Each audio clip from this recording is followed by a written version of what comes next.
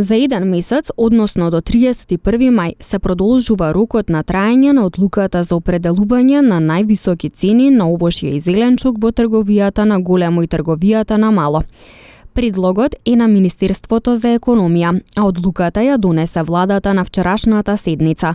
Со одлуката се продолжува примената на веќе утврдени највисоки трговски цени од 30 април 2023 година до 31 мај 2023 година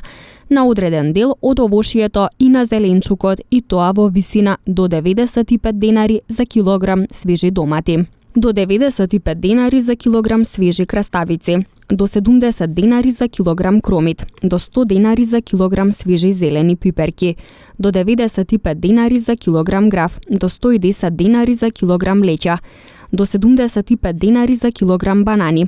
до 60 денари за килограм портокали, до 65 денари за килограм мандарини и до 60 денари за килограм лимони. Имајќи предвид дека со оваа одлука се ограничува растот на цените во трговијата на мало, а состојбата на пазарот укажува дека цените се уште не се стабилизирани, се наметна потребата да се предложи измена на одлуката со која рокот на примената се продолжува до 31 мај 2023 година, соопшти Министерството за економија.